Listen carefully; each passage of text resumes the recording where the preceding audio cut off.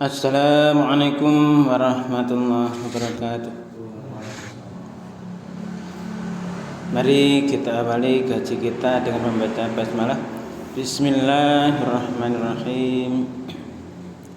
Alhamdulillah alladzi anzala ala abdil kitab wa lam yaj'al lahu iwaja. Asyhadu an la ilaha illallah wahdahu la syarikalah wa asyhadu anna Muhammadan abduhu wa rasuluh la nabiyya ba'da. Allahumma shalli wa sallim wa barik ala nabiyyina Muhammad wa alihi wa sahbihi wa mawala wa la hawla wa la quwwata illa billah, amma ba'd. Jamaah salat maghrib yang dirahmati Allah Subhanahu wa taala yang saya hormati, mari kita senantiasa meningkatkan syukur kita kehadirat Allah Subhanahu wa taala yang atas limpah curahan nikmat karunia kita sekalian masih bisa melaksanakan aktivitas keseharian kita, termasuk yang paling kita rasakan saat ini itu disampaikannya niat dan umur kita untuk bisa hadir di masjid ini melaksanakan pada sholat maghrib berjamaah yang kita lanjutkan dengan taklim dengan membaca hamdalah alhamdulillahirabbil alamin.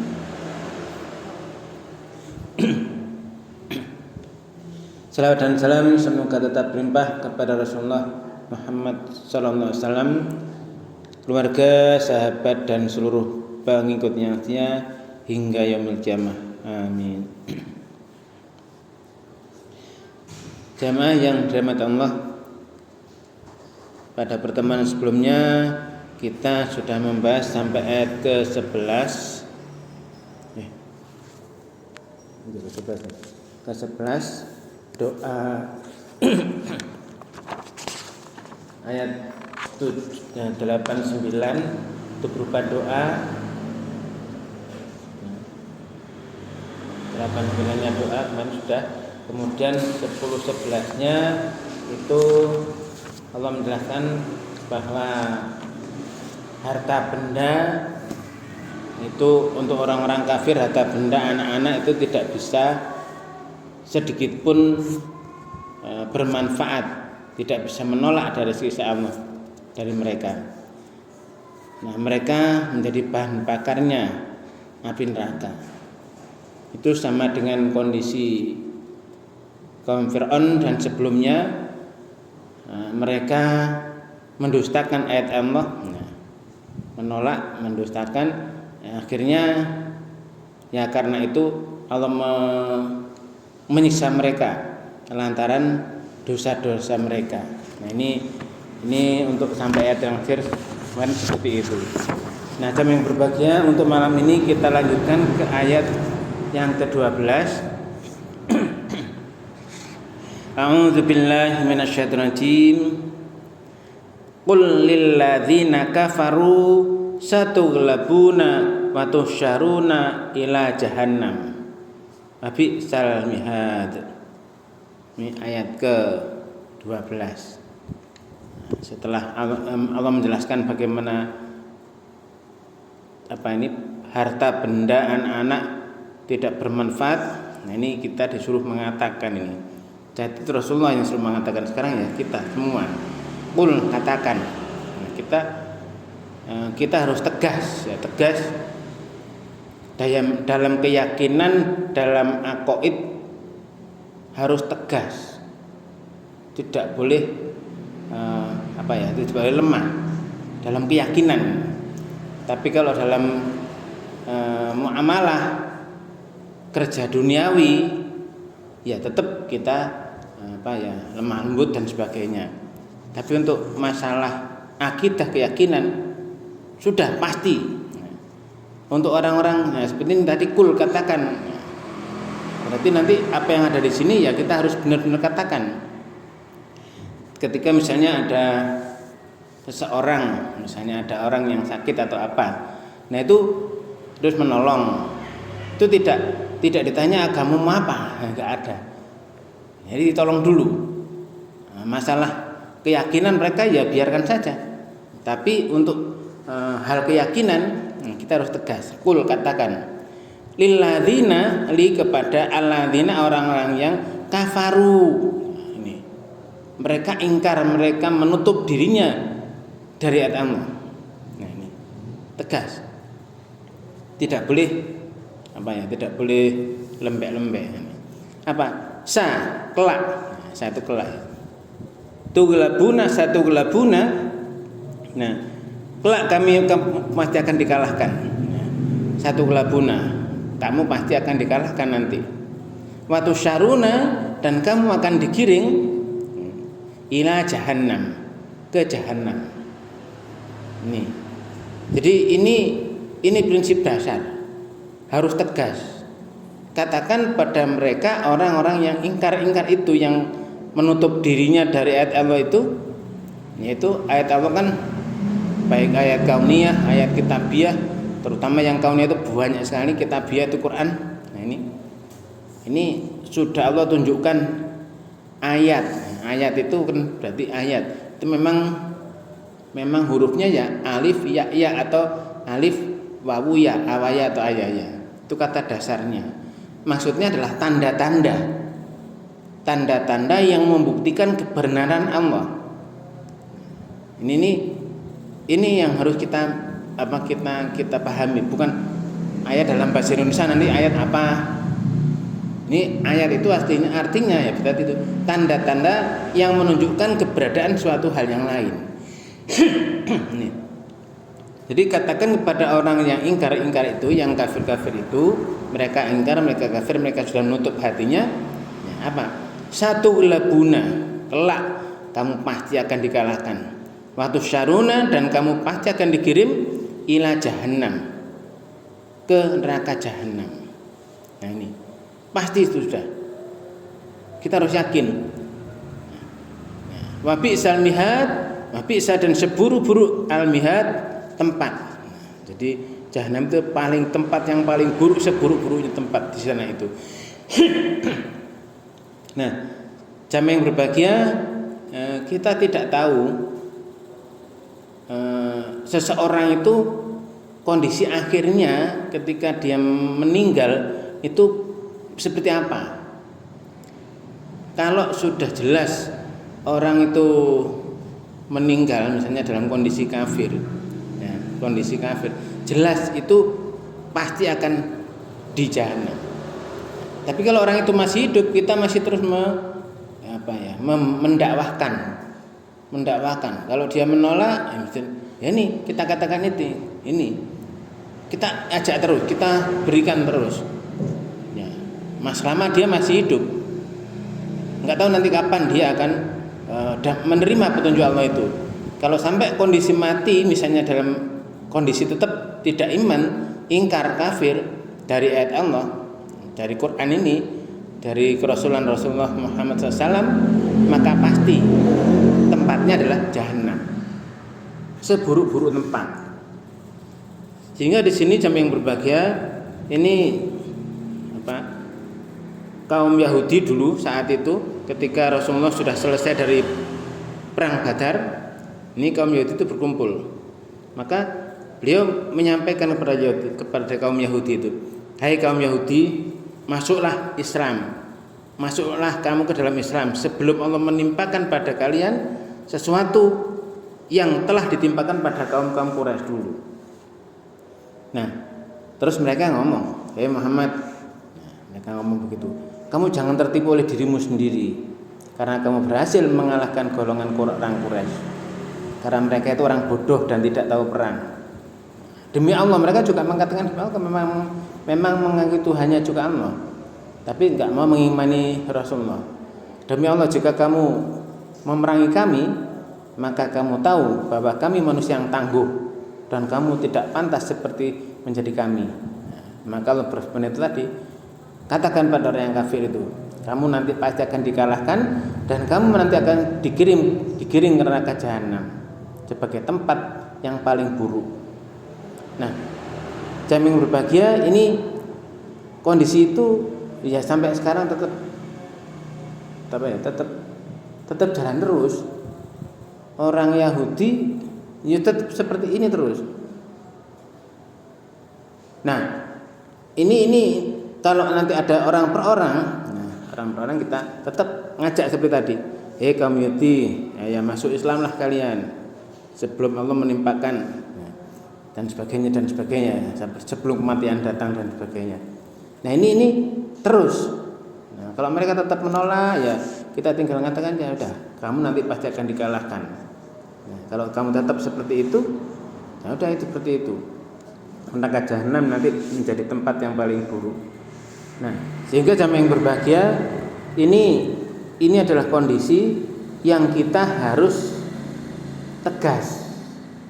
Jadi kalau orang itu tetap dalam kondisi kekafirannya, keingkarannya, mereka dengan keyakinan seperti itu dan mengatakan, wah, kamu itu enggak akan menang. Ya, kami itu tangguh, kata mereka orang-orang yang kasus di Yahudi ini. Nah, maka Rasulullah disuruh menyampaikan, qul lil ladzina kafaru. Nah, katakan pada orang yang terus ingkar seperti itu, orang Yahudi seperti itu, satughlabuna wa tuhsyaruna ila jahannam. Ya, kelak kamu akan dikalahkan dan kamu akan digiring ke neraka. Wa bi'sal mihad, neraka jahanam itu adalah seburuk-buruk tempat kembali. Nah, ini menunjukkan pada kita aktivitas tindakan kita sesama manusia bisa lemah lembut dan sebagainya. Tapi dalam hal akidah, iman, tauhid harus yakin seyakin-yakinnya bahwa kebenaran adalah pada Allah, pada Al-Quran dan Rasulullah Muhammad SAW. Kalau mereka orang yang lahir, siapapun mereka, yang dia lahir setelah Rasul sudah diutus, ya wajib mengimani Quran. Kalau ingin mendapatkan kebahagiaan di surga, mendapat ridhonya, ya harus iman dengan Quran, harus mengimani Quran, harus iman dengan yang membawa Quran, yang diberikan Quran. Ini di ayat ke-12. Sehingga dari ayat ini kita harus benar-benar menguatkan keyakinan kita, akidah kita, bahwa tidak ada agama manapun di dunia ini setelah Rasulullah sudah dilahirkan, diutus, dan Quran sudah diturunkan, maka Islam, Quran ini adalah satu-satunya agama yang benar.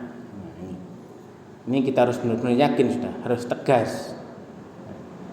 Tentang muamalah, ya sudah kamu iman ya silahkan, sana nggak mau iman ya nggak apa-apa ada, tapi itu tadi posisinya. Kalau kamu nggak iman, nggak yakin, ya itu tadi posisimu. Ini jamaah yang berbahagia itu hal yang harus benar-benar kita kuatkan dalam diri kita. Nah, kita lanjut di ayat ke-13. Sini Allah berfirman, ya, qad kana lakum ayatun fi fi'atainil taqata fi'atun tuqatilu fi sabilillah wa ukhra kafiratun yarawnahum mithlaihim ra'yal ain wallahu yu'ayyidu binasrihi may yasha inna fi dzalika la'ibratan liulil absar. Nah, ini ditunjukkan kondisi perang Badar ini. Qad sungguh. Karena telah ada lakum bagi kalian, telah ada bagian ayatun. Nah, ini ayatun, tanda-tanda. Ayat bukan dalam verse misalnya surat ini, ayat ini, nah, bukan itu maksudnya. Ayat itu tanda-tanda. Kalau ayat dalam sini berarti chapter ya, bagian ini. Tapi ini ayatun, tanda-tanda kebenaran, tanda-tanda kebesaran Allah. Pada fi'ataini, dua golongan al-taqota yang bertemu dalam berperang. Dua golongan yang telah bertempur di dalam perang. Nah, fi'atun, segolongan, tuqatilu, mereka berperang fi sabilillah, di jalan Allah.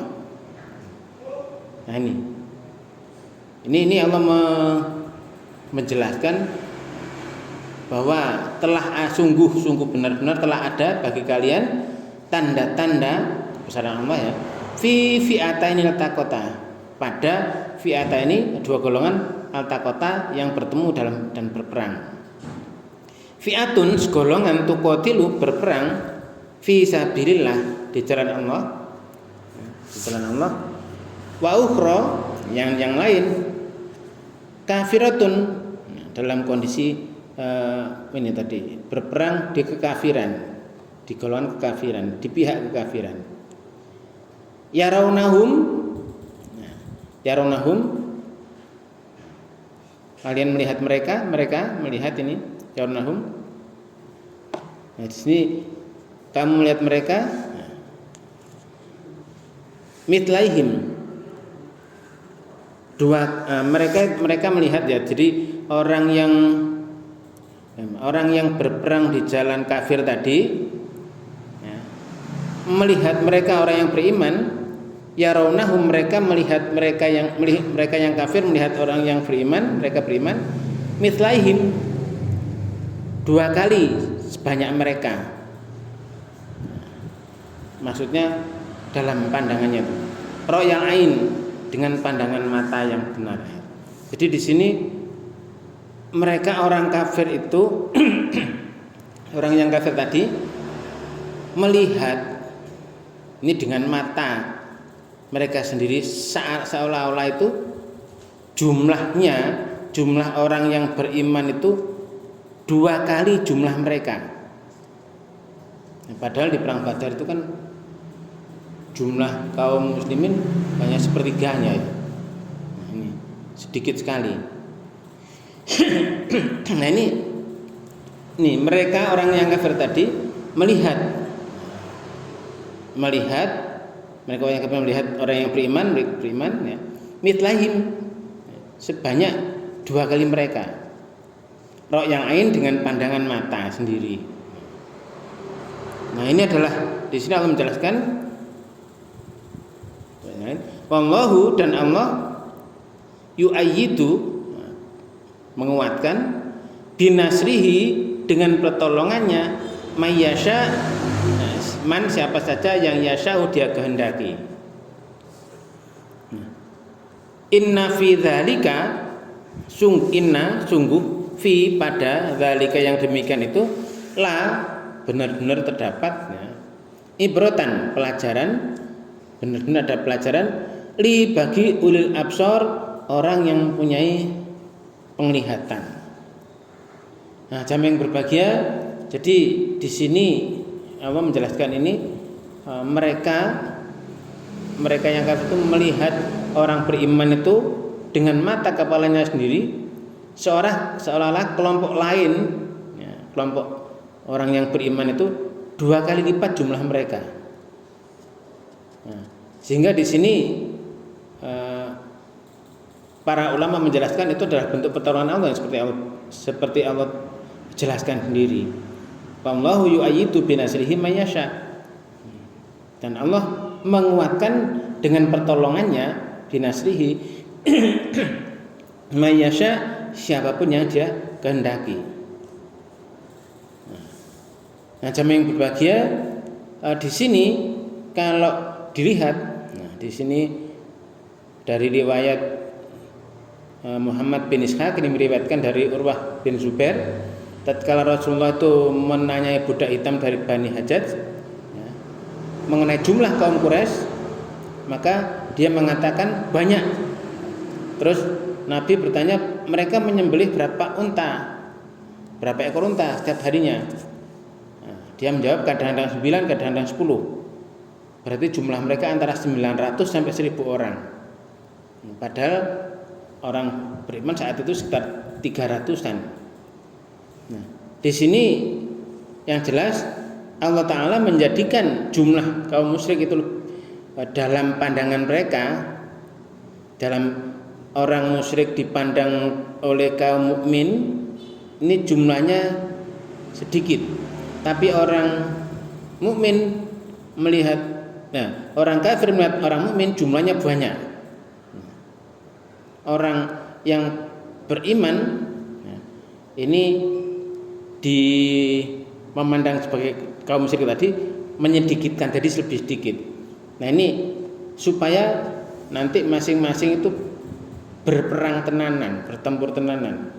Nah ini Allah menampakkan seperti itu supaya tadi Allah menguatkan siapa saja yang Dia kehendaki. Ini di ayat lain ini Allah menjelaskan, jadi Allah menampakkan mereka pada kamu sekalian ketika kamu berjumpa dengan mereka berjumlah sedikit pada melihatan matamu, dan kamu ditampakkannya berjumlah sedikit pula di penglihatan mereka. Setelah dua pasukan berhadapan, nah ini nanti pertolongan Allah datang banyak di situ. Sehingga jamaah yang berbahagia dari sini, kalau kita lihat tadi kaum kafir itu jumlahnya sampai 900 sampai 1000 orang beriman hanya 300-an. Ini jumlah yang tidak seimbang. Tetapi ya tadi Allah memberikan pertolongan pada siapa yang Dia kehendakinya dengan bantuannya. Nah, di sini kita ada pelajaran, ya, pelajaran yang benar-benar berharga bagi orang yang punya mata hati. Jadi Allah mendukung dengan bantuannya, menolong dengan bantuannya siapapun yang Dia kehendaki. Ini adalah pelajaran yang benar-benar berharga. Kita bisa bayangkan saat ini misalnya, ya banyak juga kasus-kasus yang semacam itu. Orang berimannya sedikit, orang yang tidak berimannya banyak, yang kafir banyak, yang ingkar banyak, tapi akhirnya bisa orang yang beriman memenangkan pertempuran dari orang yang tidak iman tadi. Nah, jamaah yang berbahagia ini benar-benar kita harus meyakini, dan memang dalam sejarah juga sudah tercatat, qad kana lakum, sungguh telah ada bagi kalian ayatun fi fi'atani taqata, tanda-tanda kebesaran Allah, kekuasaan Allah, pada dua golongan yang bertemu dalam berperang, yaitu perang Badar. Filmnya pun itu difilmkan ya. Waktu saya SD kelas 5 itu saya sudah lihat filmnya, difilmkan, dan sekarang pun juga ada filmnya yang versi baru lagi. Cuma tidak sedahsyat yang dulu ya, cuma di lebih haluskan. Nah, untuk kalau dulu kan perang tombak ngenai ya, betul kena dulu kelihatan. Tapi sekarang kan di setelahnya kadang-kadang gitu ya, dipotong dikit. Ini benar-benar terjadi. Dua kelompok, dua golongan yang berperang, fi'atun tuqatilu fi sabilillah, segolongan ini berperang di jalan Allah, jumlahnya sedikit, wa ukhra kafirat. Wa ukhra kafirat, yang lain dalam kondisi kafir. Mereka melihat orang yang kafir ini melihat mereka yang iman, mitlaihim, dua kali sebanyak mereka, orang yang lain dalam pandangan mata mereka. Nah, disinilah wallahu yu'ayyidu binasrihi may yasha, dan Allah menguatkan dengan pertolongannya siapapun yang Dia kehendaki. Nah, ini adalah pelajaran berharga. Inna fi dzalika, sungguh pada yang demikian itu la'ibratan, ada pelajaran, benar-benar ada pelajaran liulil absar, bagi orang yang punya pandangan, penglihatan hati ya. Nah, jamaah yang berbahagia, ini kondisi nyata setelah hijrah, setelah Nabi hijrah, ada pertemuan pertama itu adalah di Badar, di sumur Badar itu. Nanti sampai saat ini pun juga filmnya masih ada di YouTube, itu masih ada. Ini di ayat ke 12.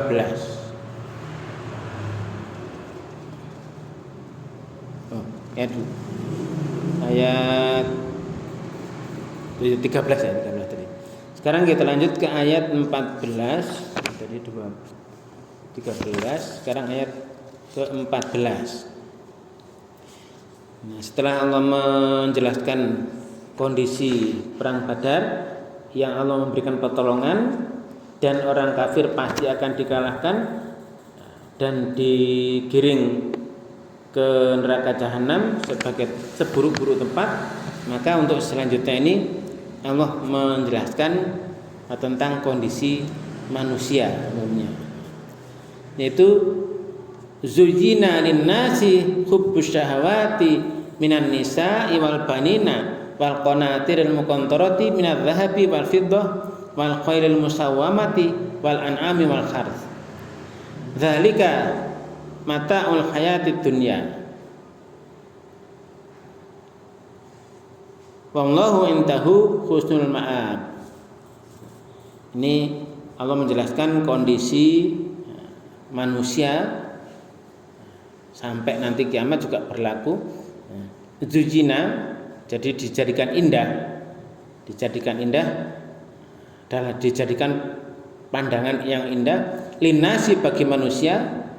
Jadi manusia akan memandang indah hubbu, hubbu kecintaan, asyahawati kepada apa yang segala apapun yang diingini, asyahawati apapun yang diinginkan, min dari, nah ini yang sesuatu yang diinginkan, kecintaan yang benar-benar dari sesuatu yang diinginkan itu adalah yang pertama min an-nisa, wanita-wanita, an-nisa'i wanita-wanita, wa dan al-banina anak-anak,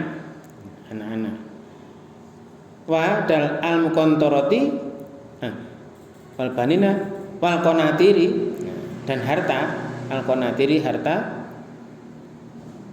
al-muqantarati yang banyak, harta yang berlimpah, yang banyak.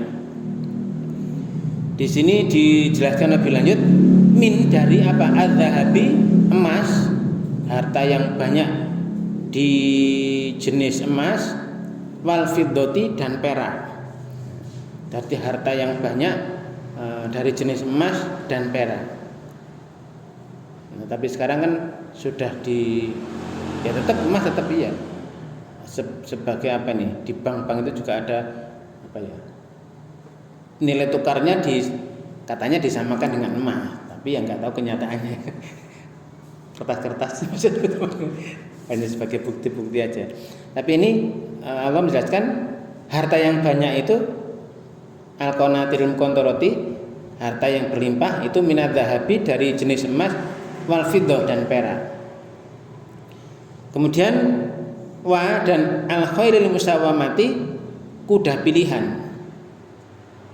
Berarti ini kalau sekarang kuda sulit ya. Berarti mobil Ferrari, api-apian mobil ya. Kuda yang mahal sebenarnya kan. Kuda cuma ngerawat kuda ya susah sekarang. Boleh sukutin angel. Akhirnya ya jadi mobil, kendaraan. Jadi wal khailil musawwamati, ini kuda pilihan, kuda yang terpilih. Ya, sekarang ya kendaraan ya sebagai transportasi. Wal an'ami, ya, ini binatang ternak, peternakan, wal harth dan sawah ladang. Ini sampai sekarang pun juga ya tetap seperti itu. Binatang ternak, aduh ini ternak sudah apa? Nanti banyak-banyakan ternaknya, karena sapi dan sebagainya itu. Kalau sawah ladang ini, wah, apa namanya? Itu berita-berita berapa ribu hektar itu yang hak guna dan sebagainya, wah repot-repot itu. Nah, ini gara-gara ya memang itu kecintaan di sana, nanti harapannya itu bisa mengekalkan kehidupannya, ya nggak bisa. Nah ini jamaah yang berbahagia, ini ditunjukkan oleh Allah, dijelaskan supaya apa? Supaya nanti kita tidak katut-katut hanya sekedar mengejar dunia. Nah ini Allah menjelaskan selanjutnya ini, dzalika yang demikian itu mataun, kesenangan al hayatid dunya, di dalam kehidupan dunia. Jadi di situ ada tadi wanita-wanita ya, termasuk kalau waktu dulu zaman perang juga yang direbut juga wanita-wanita juga ya. Terus anak-anak nanti kalau banyak anak, bahkan dalam perang-perang kalau kita lihat itu, misalnya pasukan Mongol, raja dan sebagainya itu kalau menaklukkan negeri itu pasti nanti di situ dicari wanita yang nanti bisa istilahnya disebarkan benihnya kepada wanita di situ, nanti punya anak juga di situ. Ya, untuk melanggengkan kekuasaannya kan ya, dulu seperti itu. Nah, ini juga tetap berlaku. Jadi kecintaan sesuatu yang diingin dari wanita, anak-anak, harta yang berlimpah dari emas dan perak, kuda-kuda pilihan, kendaraan, peternakan, binatang-binatang ternak, sawah ladang untuk usaha dan sebagainya. Wah, ini tetap ada. Nah, ini yang kita harus pahami adalah ya sawah ladang dan sebagainya kalau memang dititipi Allah ya itu harus dimanfaatkan dengan sebaik-baiknya, dikelola dengan baik. Allah menjelaskan dzalika mataul hayatid dunya, itulah kesenangan hidup di dunia. Kesenangan di dunia. Jadi kalau orang yang beriman ya, harta benda itu juga memang diusahakan nanti untuk berjuang di jalan Allah. Wanita solehah yang dijadikan wanita solehah nanti jika dipandang juga menyenangkan, nanti ada anak-anak yang soleh juga, mereka menjaga kehormatan dirinya dan harta dari suaminya. Ini di situ. Wanita-wanita juga yang subur, yang beranak banyak. Umat Nabi Rasulullah menjelaskan seperti itu kan. Nah, nanti umatnya yang banyak, yang bagus-bagus. Terus harta kekayaan ini untuk orang yang beriman tidak digunakan untuk tidak untuk hanya kesombongan, enggak. Hanya bermegah-megahan, tidak. Nah, ini tetapi digunakan benar-benar di jalan Allah. Karena merasa bahwa itu titipan kesenangan di dunia dan itu titipan dari Allah. Harta benda yang banyak, peternakan, sawah ladang, itu mataul hayati dunia, kesenangan di dunia. Kemudian di akhir ayat itu wallahu, dan Allah indahu di sisinya husnul ma'ab, nah, ada tempat kembali yang terbaik. Jadi harta banyak tadi, sawah ladang dan semuanya, kendaraan-kendaraan itu semuanya untuk orang yang beriman ini dimanfaatkan sebesar-besarnya untuk ketaatan pada Allah, tidak hanya untuk kemegahan dan kesombongan, tetapi hartanya ya yang kemarin sudah kita bahas di surat Al-Baqarah itu, jadi diinfakkan, dinafkahkan pada karib kerabat, kendaraan juga untuk sarana silaturahmi dan juga berbagai tujuan yang baik lainnya. Ini memang untuk orang yang beriman seperti itu. Tetapi kalau orang yang di hatinya tidak ada iman, itu hanya untuk kebanggaan saja sudah. Tidak ada yang untuk di jalan untuk keridhaan Allah, nggak ada. Tapi untuk orang yang beriman, cintanya ini adalah termasuk di kuda ya, untuk berperang di jalan Allah. Kendaraan semuanya dipakai untuk berjihad di jalan Allah. Nah ini kalau dulu misalnya kuda, Rasulullah menjelaskan itu kuda yang dipakai untuk berperang berjihad di jalan Allah, yang berniat seperti itu diberi pahala. Ya sama saja sekarang, berarti kalau kendaraannya itu diniatkan dipakai untuk, katakan tadi, untuk berjuang di jalan Allah, ya, kemudian jamaah dan sebagainya, itu nanti pasti dapat pahala. Terus tidak untuk bangga-banggaan, megah-megahan. Nah ini adalah kondisi yang benar untuk orang yang beriman. Terus itu kalau kuda itu dipelihara ya. Orang-orang juga ini kendaraan yang bagus dirawat dan sebagainya. Ini nanti di sana ada orang yang beriman akan ingat, oh ini kendaraan ini benar-benar untuk lahan perjuangan jalan Allah, digunakan untuk ke sana. Nah, jamaah yang berbahagia, ini yang harus kita pahami seperti itu. Karena apa? Di sisi Allah nanti ada tempat kembali yang terbaik. Misalnya kurang ini di ayat ke 14. Jadi di sisi Allah itu ada tempat kembali yang terbaik. Nah, jamaah yang berbahagia, bentar ini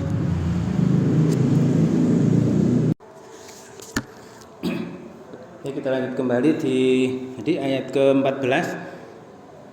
Dan Allah di sisinya adalah ada tempat kembali yang terbaik.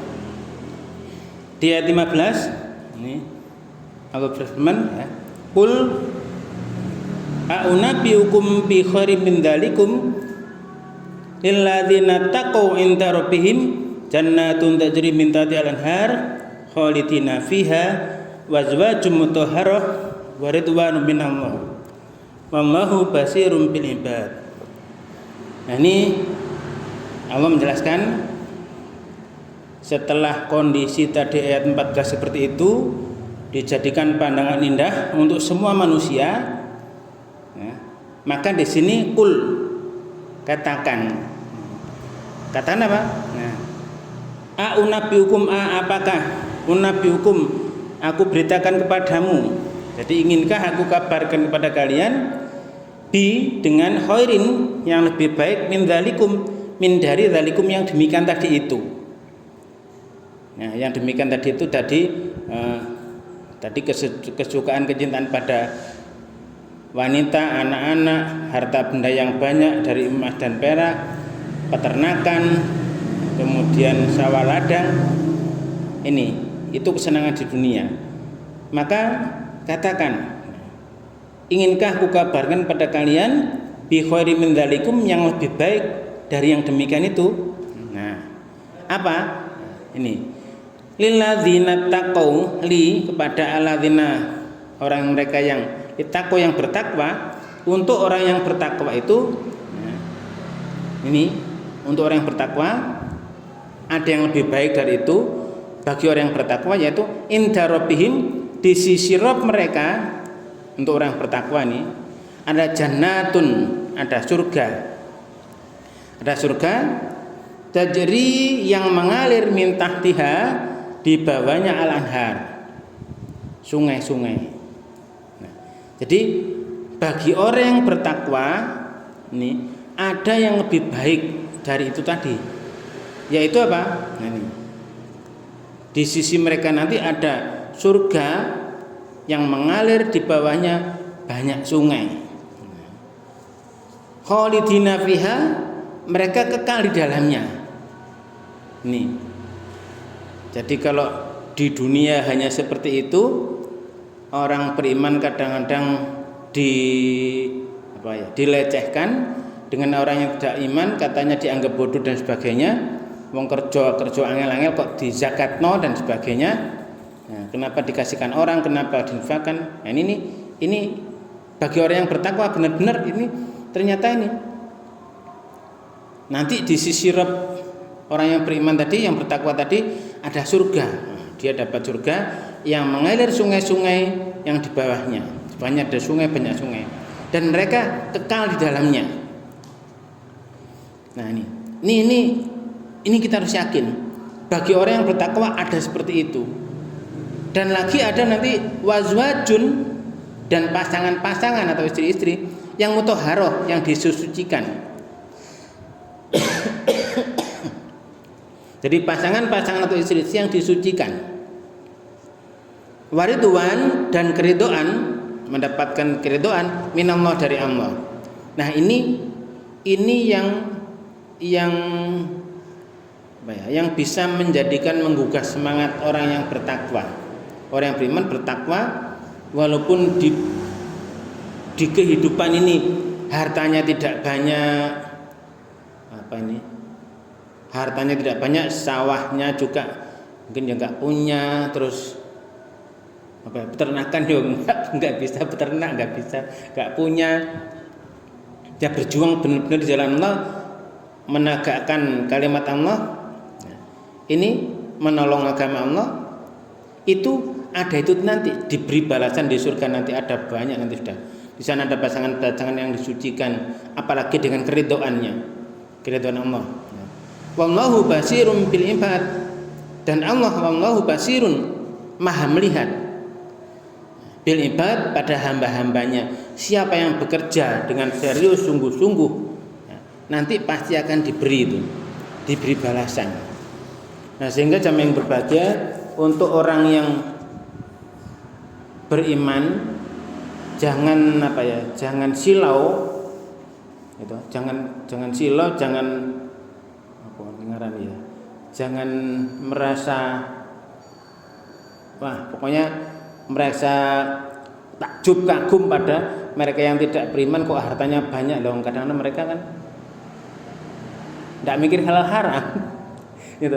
Orang mereka berkuasa dan sebagainya tuh mereka nggak pakai halal haram, tapi orang yang beriman mikir dulu, nanti benar enggak dia dapat dari mana, ini hartanya banyak, kalau dapat banyak itu harus gimana, ini dipikir semua. Nanti untuk berjuang jalan Allah bagaimana dan sebagainya, itu zakatnya nanti dihitung berapa, serius dan sebagainya, ini di situ.